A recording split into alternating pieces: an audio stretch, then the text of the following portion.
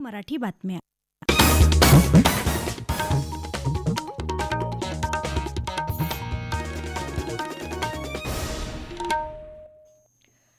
आकाशवाणी नागपूर. संस्कृती भेलोंडे आपल्याला प्रादेशिक बातम्या देत आहे. ठळक बातम्या. नागपूर महानगरपालिकेतर्फे मनपाच्या सफाई कर्मचाऱ्यांसाठी महर्षी सुदर्शन वाल्मिकी वसाहत आणि प्रधानमंत्री आवास योजना 2 अंतर्गत EWS सदनिका स्वप्नपूर्ती प्रकल्पाचं मुख्यमंत्री देवेंद्र फडणवीस यांच्या हस्ते भूमिपूजन. कर्मचारी भविष्य निर्वाह निधी संघटनेची 6 महिन्यांची विशेष माफी योजना सुरू. पुण्यातील मोशी कचरा डेपो दुर्घटनेत मृतांचा आकडा 9 वर आणि मुख्यमंत्री देवेंद्र फडणवीस आणि केंद्रीय मंत्री नितीन गडकरी यांच्या प्रमुख उपस्थितीत महारेलद्वारे राज्यातील 4 ROB, 4 भुयारी मार्ग आणि 1 RUBचं लोकार्पण. आता सविस्तर बातम्या. नागपूर महानगरपालिकेतर्फे मनपाच्या सफाई कर्मचाऱ्यांसाठी उत्तर नागपुरातील मौजा नारी इथे उभारण्यात येणाऱ्या महर्षी सुदर्शन वाल्मिकी वसाहत आणि आर्थिकदृष्ट्या दुर्बल EWS गटातील प्रधानमंत्री आवास योजना 2 अंतर्गत EWS सदनिका स्वप्नपूर्ती प्रकल्पाचं भूमिपूजन मुख्यमंत्री देवेंद्र फडणवीस यांच्या हस्ते आणि केंद्रीय मंत्री नितीन गडकरी यांच्या प्रमुख उपस्थितीत आज करण्यात आलं. कार्यक्रमाच्या अध्यक्षस्थानी महापौर नीता ठाकरे होत्या.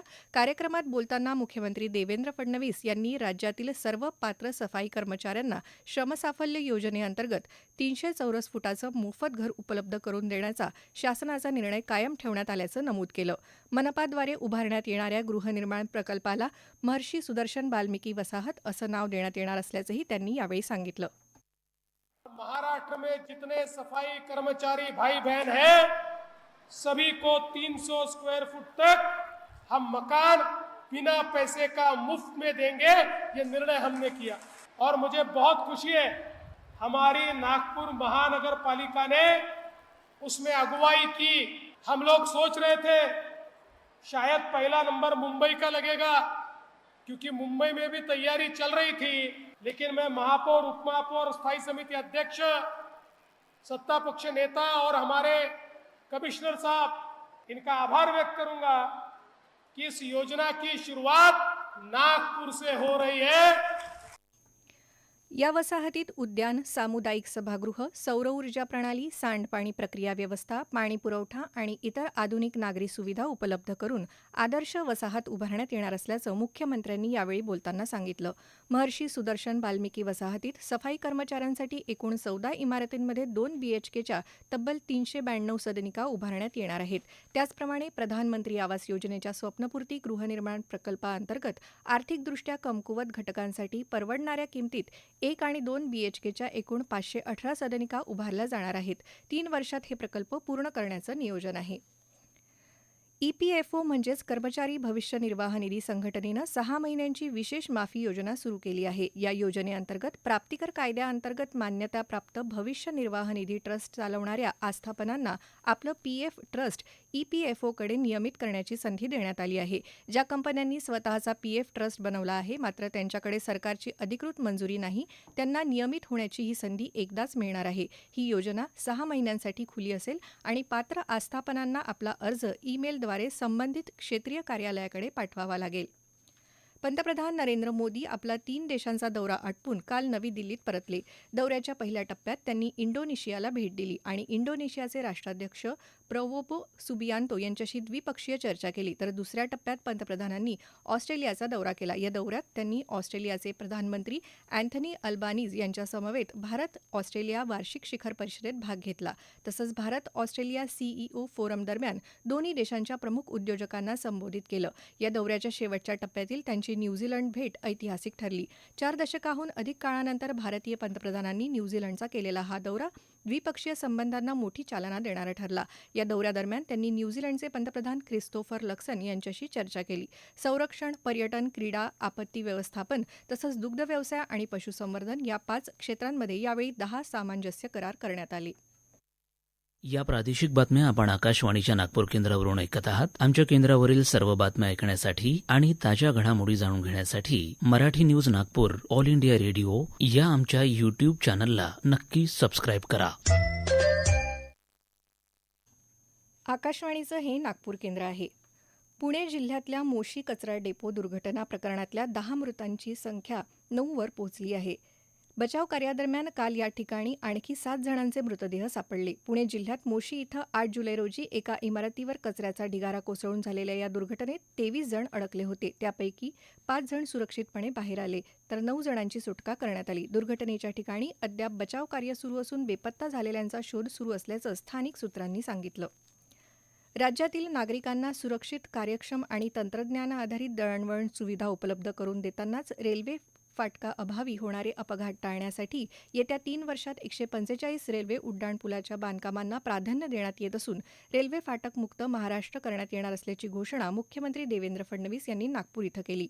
वर्धमान नगर इथे रेल्वे क्रॉसिंगवर 4 पदरी रोड, ओव्हरब्रिज तसंच राज्यातील 484 कोटी रुपयांच्या 9 महत्त्वपूर्ण पायाभूत सुविधांचं लोकार्पण मुख्यमंत्री देवेंद्र फडणवीस यांच्या हस्ते झालं. त्याप्रसंगी मार्गदर्शन करताना ते बोलत होते. Maharashtra rail infrastructure development corporation limited Maharail यांनी विकसित केलेल्या या प्रकल्पाचं लोकार्पण समारंभाच्या अध्यक्षस्थानी केंद्रीय भूपृष्ठ वाहतूक मंत्री नितीन गडकरी होते. अध्यक्षीय भाषणात केंद्रीय मंत्री नितीन गडकरी यांनी शहरातील पायाभूत सुविधांच्या विकासासोबतच पारडी येथील उड्डाणपुलाच्या सोबतच इथल्या व्यावसायिकांसाठी आधुनिक भाजी मार्केट तसंच स्पोर्ट क्लब बांधण्यात येणार असून या प्रकल्पाच्या 150 कोटी रुपयाच्या खर्चापैकी 40 कोटी रुपयाचा निधी NHI तर्फे देण्यात येणार असल्याचं जाहीर केलं. अकोल्यात आज बनावट बियाण्यांची विक्री करणाऱ्या 2 कंपन्यांविरुद्ध गुन्हा दाखल झाला आहे. शेतकऱ्यांची दिशाभूल करणारे दावे करणाऱ्या या कंपन्यांपैकी एक जालना जिल्ह्यातील तर दुसरी मध्य प्रदेशातील आहे. संबंधित कंपन्यांच्या बियाण्यांच्या क्षमतेबाबत शेतकऱ्यांकडून तक्रारी प्राप्त झाल्यानंतर ही कारवाई करण्यात आली. पॅकेटवर केलेला दावा बियाणे नियमांची दिशाभूल करणारा असल्याचं तपासणीत स्पष्ट झालं आहे, अशी माहिती जिल्हा गुणवत्ता नियंत्रण निरीक्षकांनी दिली. गेल्या 10 दिवसांपासून कामबंद आंदोलनावर असलेल्या भंडारा जिल्ह्यातील तुमसर नगर परिषदेतल्या 60 कंत्राटी सफाई कर्मचाऱ्यांनी प्रशासनाविरोधात शुक्रवारपासून अधिक तीव्र आंदोलन पुकारलं आहे. गेल्या 2 महिन्यापासून रखडलेलं वेतन, किमान वेतनाचा लाभ न मिळणं आणि सुरक्षेसाठी आवश्यक मूलभूत साहित्याचा पुरवठा न होणं या मागण्यांसाठी कामगारांनी मुख्याधिकाऱ्यांच्या गाडीला घेराव घातला. यानंतर ठोस आश्वासन न मिळाल्यानं न्याय मिळेपर्यंत आमरण उपोषण सुरू ठेवण्याचा निर्णय कर्मचाऱ्यांनी घेतला आहे. फिफा विश्वचषक फुटबॉल स्पर्धेत उपांत्यपूर्व फेरीच्या सामन्यात इंग्लंड आणि अर्जेंटिनानं आपापले सामने जिंकून उपांत्य फेरीत प्रवेश केला आहे. इंग्लंडनं अतिरिक्त वेळेत गोल करत नॉर्वेवर 2-1 असा विजय मिळवला, तर अर्जेंटिनानं स्वित्झर्लंडवर 3-1 अशी मात केली. स्पेन आणि फ्रान्सनं याआधीच उपांत्य फेरीतलं स्थान निश्चित केलं होतं. आता येत्या बुधवारी उपांत्य फेरीच्या पहिल्या सामन्यात फ्रान्स आणि स्पेन यांच्यात लढत होईल. दुसरा उपांत्य सामना गुरुवारी इंग्लंड आणि अर्जेंटिना यांच्यात होणार आहे.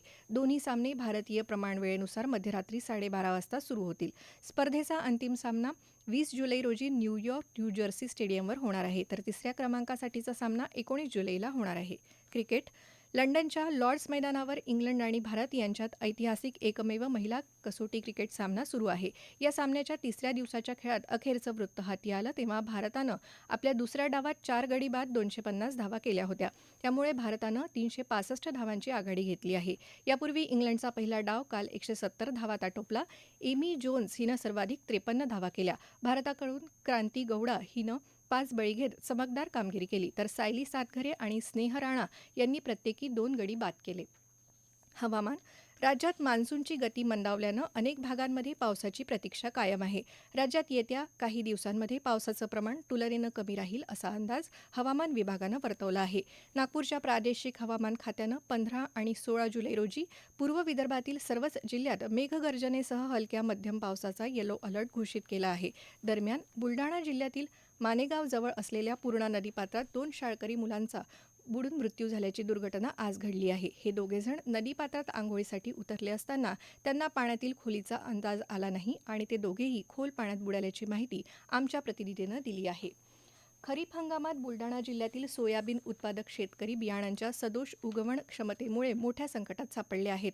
जिल्ह्यात सुमारे 8 लाख हेक्टर क्षेत्रावर सोयाबीनची पेरणी झाली असली तरी अनेक भागात बियाणे न उगवल्याने शेतकऱ्यांमध्ये तीव्र संताप व्यक्त होत आहे. यानंतर शेतकऱ्यांनी कृषी विभागाकडे तक्रार केल्यानंतर या गंभीर परिस्थितीची दखल कृषी विभागानं तातडीनं पावले उचलली. 80हून अधिक बियाणांचे नमुने तपासणीसाठी प्रयोगशाळेत पाठवले आहे. चिखली तालुक्यात तब्बल 42 हेक्टरवरील सोयाबीन अजिबात उगवले नसल्याचं समोर आलं आहे. बोगस बियाणे विक्री करून शेतकऱ्यांची फसवणूक करणाऱ्या कोणत्याही कंपनीची गय केली जाणार नाही.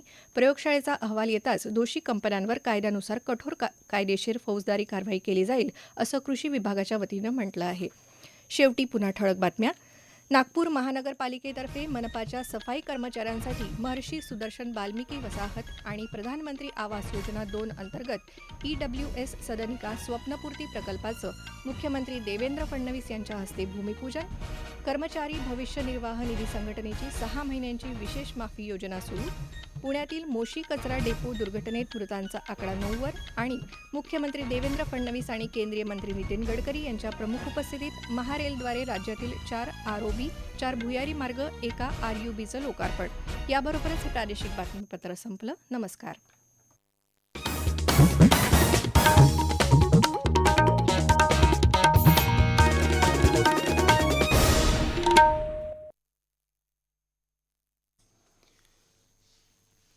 आकाशवाणी नागपूरचं हे विविध भारती